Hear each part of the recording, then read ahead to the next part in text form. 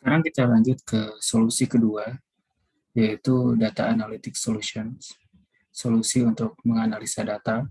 Ini mayoritas adalah Big Data, pengelolaan Big Data di Azure. Yang pertama, servisnya itu adalah Azure Synapse Analytics.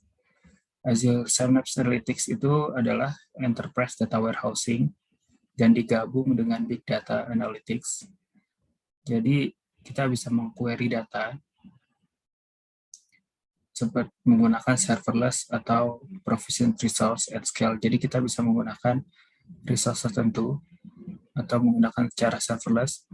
Kita bisa di sini kita menghubungkan proses pengelolaan data yaitu dari ingest, menarik ingest itu mengolah data, prepare menyiapkan data, lalu manage mengatur data dan serve data yaitu memberikan menjadi service data di memberikan request. Ketika ada request kita memberikan data seperti itu. Menyediakan data untuk business intelligence atau machine learning. Ini Synapse, intinya adalah Synapse itu adalah gabungan dari data warehousing dan juga big data analytics. Lalu yang kedua itu ada HD Insights. HD Insights ini sebenarnya dari open source Hadoop. Kalau yang familiar dengan Hadoop itu dari Apache Hadoop. Di Azure ini dia diintegrasikan dengan fitur-fitur Azure dan juga di SD Insight kita bisa menggunakan beberapa frameworks dari Apache Spark, Apache Hadoop, Apache Kafka, HBase, Apache Storm, dan juga digabungkan dengan fitur di Azure Machine Learning Services. Lalu ada Azure Databricks. Databricks ini bisa dibilang untuk data scientist karena fokusnya itu lebih ke mengolah data, lebih ke tepatnya bisa data processing dengan Python, ada dengan Scala, R, Java, dan SQL, bahasa SQL juga bisa, dan juga telah terhubung dengan beberapa library seperti TensorFlow, PyTorch, Scikit-learn. Intinya ini lebih ke programming, kayak IDE untuk data processing, itu bisa menggunakan Azure Databricks.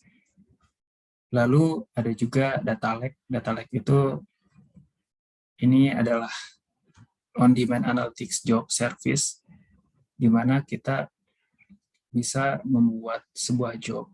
Dan job ini isinya adalah mendeploy, mengkonfigurasi atau tuning sebuah hardware. Kita bisa membuat query yang digunakan untuk mentransformasikan data dan mengekstrak insight dari data tersebut. Tapi bentuknya adalah sebuah job. Ini seperti serverless-nya data di Azure. Kita masuk yang pertama ke service Azure Synapse Analytics. Ini seperti yang tadi saya bilang, ini adalah gabungan antara data warehousing dan juga big data analytics. Kita dapat melakukan SQL query untuk big data. Jadi data dari berbagai resource itu nanti akan dimasukkan ke namanya data warehousing. Data warehousing itu intinya adalah mengumpulkan seluruh data ke dalam satu wadah, satu tempat. Terus dapat melakukan SQL query dari data-data tersebut. Dia menggabungkan experience tadi, ingest, prepare, manage, and serve. Kita ingest itu tadi mengolah data, prepare itu menyiapkan data, manage itu mengatur data tersebut, terakhir itu serve, dia itu data itu digunakan untuk apa, bisa untuk business intelligence, bisa juga untuk machine learning. Fungsi lainnya itu dia memiliki Synapse Link. Ini fitur untuk memindahkan data dari berbagai resource data resource di Azure ke Azure Synapse. Lalu dia juga bisa melakukan proses ETL, extract, transform, load, di mana dia mengekstrak data, lalu mentransform dan lalu di load ke Azure Synapse.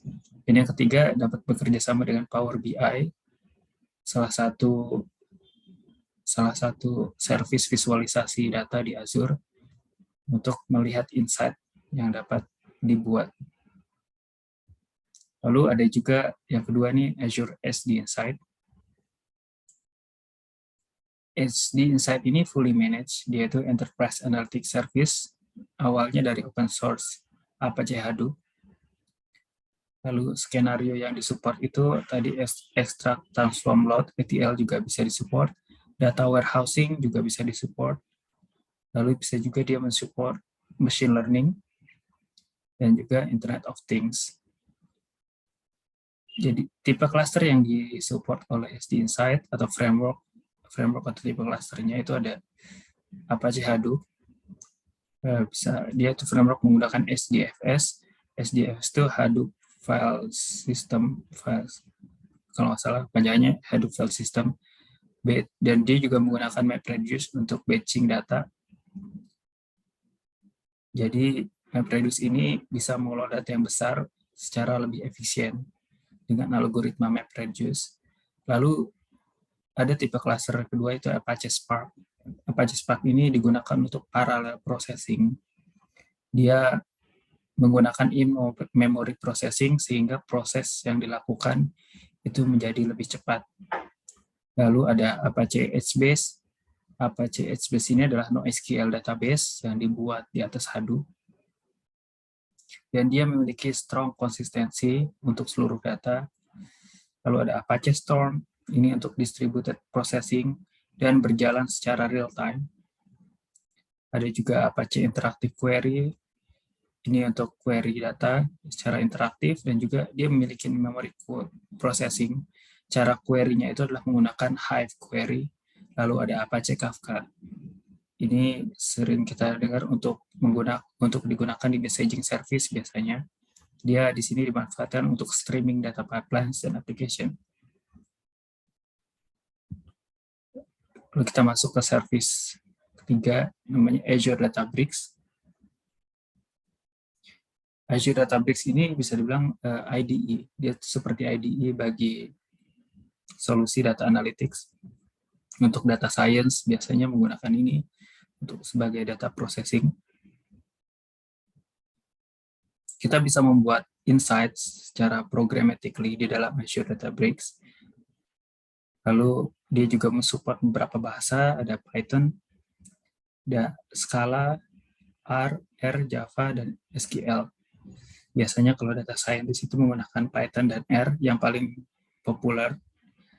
Lalu ya ini penggunaannya ada data science, machine learning, SQL analytics. Kita bisa menggunakan Azure Databricks untuk membuat data science, untuk pre-processing data hingga menampilkannya dalam bentuk dalam data yang siap diuji untuk digunakan dalam visualisasi.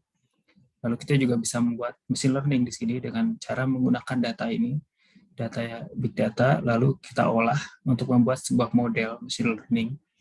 Atau kita juga bisa digunakan untuk SQL Analytics. Lalu ada Azure Data Lake Analytics. Ini fungsi utamanya adalah on-demand analytics job. Jadi di sini dia bisa menyertakan big data, dan secara kerjanya itu adalah seperti job service. Dia itu on demand. Dia hanya akan berjalan ketika ada trigger. Dia mirip Azure Functions. Dia seperti fungsi serverless lah intinya. Dia menggunakan bahasa USQL, yaitu gabungan SQL dan C#. Dia menggunakan expression-nya C#, tapi query-nya query SQL. Sekarang kita akan berlanjut ke kuis 3.2.